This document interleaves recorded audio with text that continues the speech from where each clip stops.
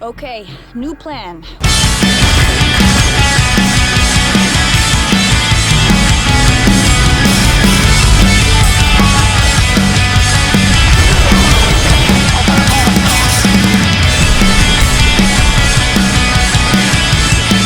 It's an interesting experience to watch people play the game because they start out playing it like a typical shooter.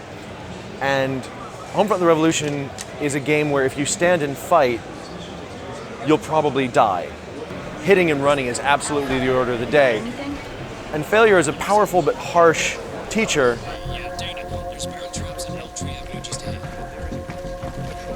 Put your hands above your head. Brady, through here. Come on, let's hustle, dude. Hey, through here. As people go through the first couple of attempts, you start to see them realize, oh, I need to change my mentality. I need to be a bit sneakier. I need to run away. And it's something that they're not used to doing. But once they do, you see their faces light up and go, okay, now I'm having fun. Isaac's team, head for the transceiver. Fire team, regroup. On me.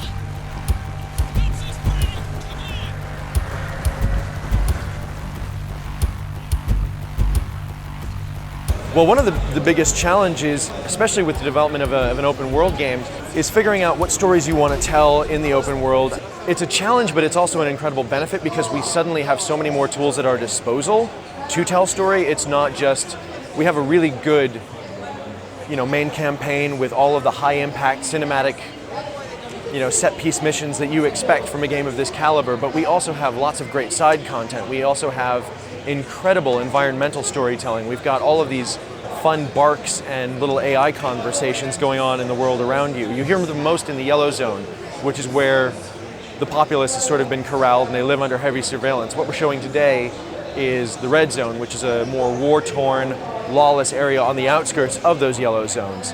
But the player, throughout the course of the game, will be moving back and forth between the two, and it provides a variety of gameplay and a different texture to the experience. In the yellow zones, you don't even want to walk around with a gun out.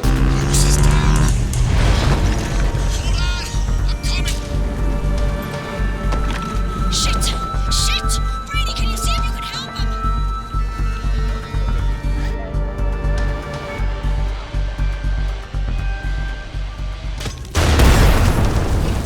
So I was one of the writers on the first game, and when I was invited to come back and work on this one, I was excited about the open world direction. I've always been excited about the direction that they've taken this, and to get an opportunity to actually be a part of it again is incredible. And when I saw, even the rough prototype work that they'd been doing at Dambuster, and I'm now part of Dambuster, so I guess I say that we've been doing, I thought, this feels totally different, but it does feel familiar. I've been working on the backstory and the lore, which has been redone entirely from scratch for Homefront the Revolution, so it's not a direct sequel to the previous game. It is an all-new installment chapter in the Homefront universe, retaining that original premise of a fallen, occupied America, a North Korean antagonist, and a resistance movement, and really just expanding it in every direction.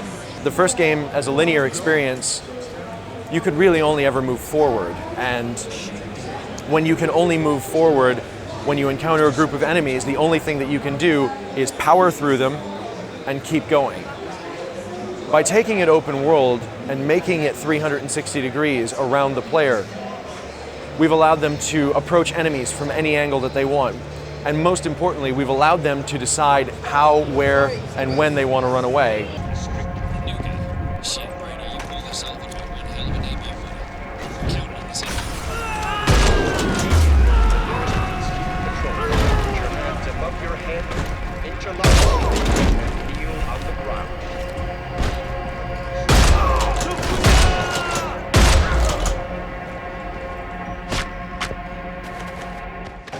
I think the thing that gamers will find unique about Homefront the Revolution is, one, the guerrilla style sandbox gameplay is very different than any of the other open world or even first person shooters that they'll be playing in the near future.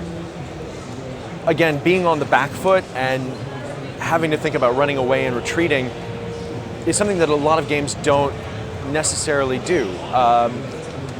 the player is normally the most powerful force in the world, and in ours, you're not. You're a flesh and bones human, and when you get surrounded by enemies, it's time to go. Honestly, I like the fact that anytime that I, pick up the demo and I just start playing around, I always, almost without fail, get into situations that I couldn't have expected to encounter. And many of them are very tense and skin of the teeth. I'm just escaping, with a fraction of health, and I've still got half of the patrol trailing me. And it's a different thing every time I pick it up and play it. This is Philly Alpha to all teams. Intel is coming through. The zone